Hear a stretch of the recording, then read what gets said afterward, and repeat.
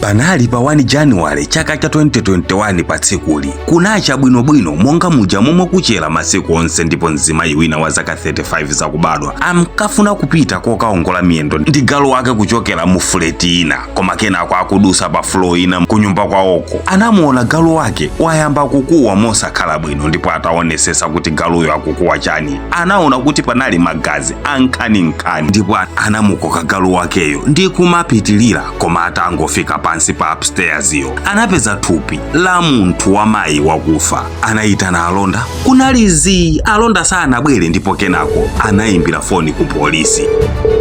Apolisi atafika anayamba kuona ID ya nsikana omwe ali nayo, ndipo anali ni mafunso okhaokha ochuluka oti ndi chani chinamuchitikira kuti mpaka afike pongopezeka atafa chonchi.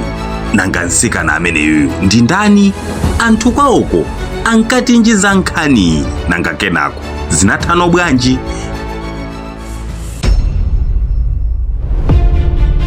Apolisi nosopano anapeza kuti nsikana wa pa ID uja Janvi Kukuleja ndiye dzina lake la kubadwa wa zaka 19 ochokera ku Mumbai ku India. Janvi asanafike popezeka ataphedwa chonchi, koma iyeyu poyamba ponso nayenso anabadwa zabwinobwino monga muja aliyense abadwira nkumakula. Zonse kuti ziziyamba zinayamba pa 31 December kunali birthday party ya bambo ake, ndipo itatha iyeyu anasanzika kwawo ndi azinzake kuti amapita kwa nzawo wina dzina lake Yashi komwe kunali New Year party. Mukudziwa inu za pa 31 December makolo ake sanamukanize mwana wawoyo popeza anzake omwe ankapita nawo anali oziwika bwino komanso okhulupirika pamaso pa makolo. Janvi anapita kupate kuja ndi azinzake monga Shri komanso Dia omwe anali anzake akubwana kwawo konse ankasewelera limodzi. Pate inali yoti itha cham'ma 1 usiku, koma kamba kakuchedwa kuyamba inapezeka kuti ikutha mochedwa. Bambo ake a Janvi itakwana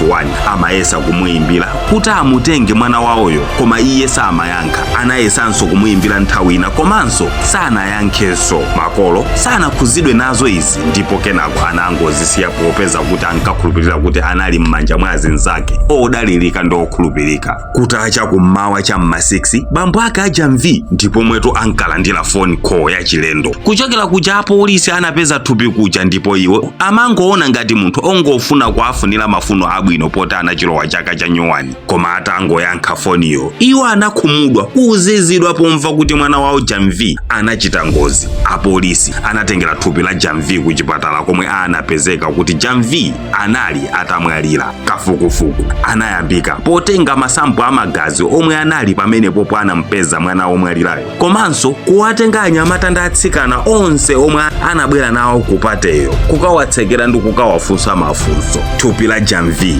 analitenga kupita nalo ku postmortem, ndipo marizati anapezeka kuti mutu wake unali osweka ndipo thupi lake linali ni mabala okwana 43. Iyeyo anamwalira kamba kakutaya magazi amutu kwambiri.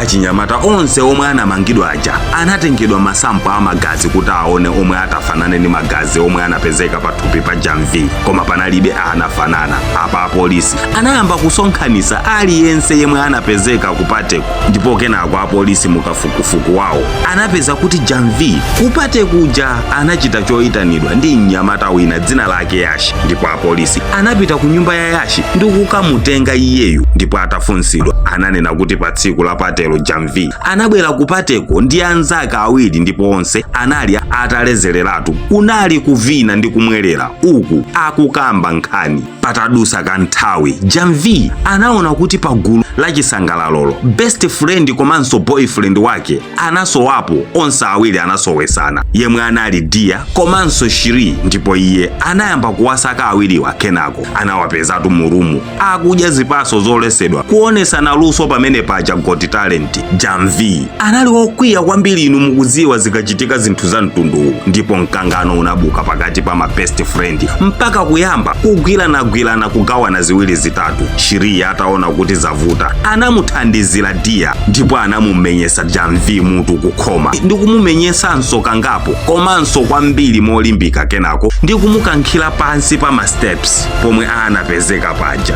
Patadusa kanthawi awiriwa anabwerera kupate ngati palibe chomwe chinachitika, koma Yashi anaona magazi pa mulomo wa Dia ndipo atamufunsa kuti watani anangoti palibe, ndipo Yashi anafunsa za Jamvi ndipo iye anayankha kuti wapita kwawo bambo ake anazamutenga. Kenako iyeyuso anayimbira bambo ake ndipo anazamutenga kenako ndi kupita ku chipatala chifukwa naye anali ndi mabala pa nthawiyo. Shiri nayenso anatenga taxi ndi kumapita kwawo, koma nayenso ali munjira nayimanso ku chipatala kuti athandizidwe. Shiri ndi Dia anamangidwa, koma makolo ake a Jamvi anali okhumudwa kwambiri chifukwa Dia komanso Shiri anali azinzake apa mtima pa Jamvi ndipo anali ngati ma sisters. Pa tsiku la lero mlandu ulipobe mpaka pano kamba kuti akhoti sanaperekebe chigamulo pomwe Dia anatuluka pa belo. Shiri anayesa umundumu kuti nayenso mwina akhoza kutuluka pa belo, koma khoti linamukaniza kamba kuti panali umboni ogwirika oti iyeyu ndi amene anapha Jamvi, umboni omwe unapezeka pa ma CCTV cameras komanso malaya omwe anavala sikuli anali ndi masteni